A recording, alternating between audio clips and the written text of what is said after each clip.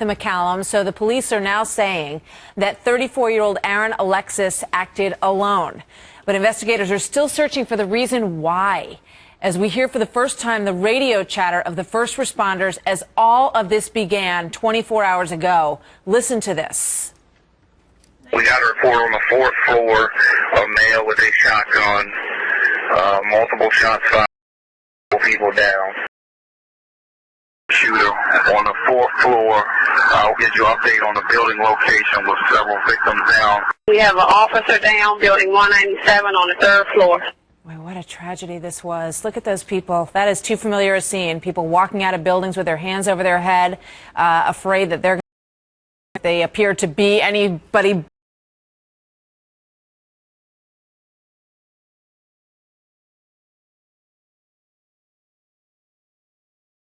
Killed after trading gunfire with the police yesterday in that building 197. No word on whether he took his own life in that moment.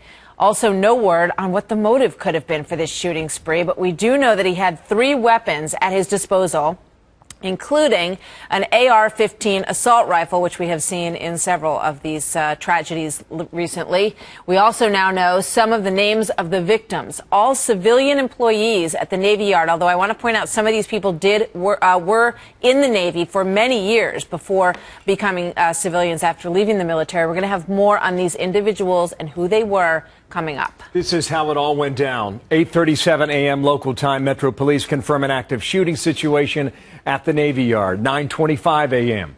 Just about 24 hours ago, a Navy Yard spokesman speaking live here in America's Newsroom confirms multiple injuries and fatalities. 9:45 a.m. Signs of rescue. A U.S. police helicopter lowering a basket on the roof of a building. Then minutes later, the chopper appears to transport a person away. We watched that repeatedly yesterday.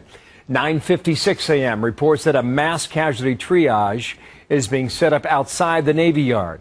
2 minutes later, 9:58, reports of at least 10 people shot. 10:18 a.m. reports sourced to a defense official who says the shooter is contained but not in custody.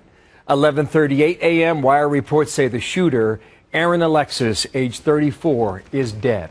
Rick Leventhal continues our coverage from that point forward. Navy Yard in Washington. What more do we know about this mental illness that was just reported an hour ago, Rick? Good morning there.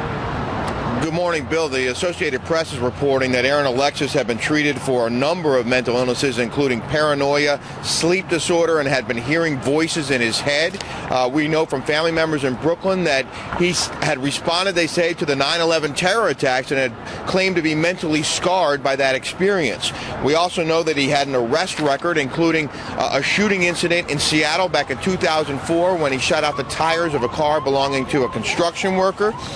He told police that he had an anger-induced blackout, and in 2010 he shot a round through the ceiling of his Fort Worth, Texas apartment into a neighbor's apartment upstairs. He had been having a dispute with her. He complained that she had made too much noise. He applied for an early discharge from the Navy the following year, and despite an overall pattern of misconduct, he did get that honorable discharge and managed to get a job as a civilian IT contractor, which brought him here to the D.C. Navy Yard for work. He used, according to the FBI, a valid ID to gain access to the base yesterday morning.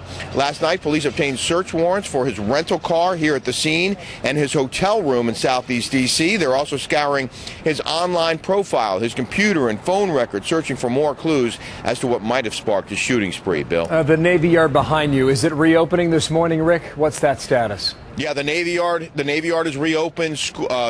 Other streets and highways around the area have reopened. Schools and government buildings also back in business this morning. But building 197 is still a crime scene, and the FBI evidence response team is there scouring it for clues, and they may be there for the next couple of days. There's still quite a bit of work left to do inside processing the scene. I would expect them to be there for the next couple of days finishing up.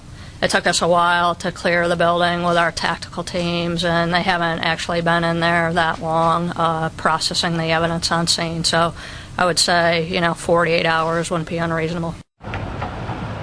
And, Bill, there are now questions about security lapses here at the Navy Yard. A new, soon-to-be-released government audit says that the Navy, in an attempt to reduce costs, let down its guard to risk posed by outside contractors here and at other facilities in an attempt to reduce access control costs. One congressman claims that numerous felons gained access to military installations across the country because of insufficient background checks. I know.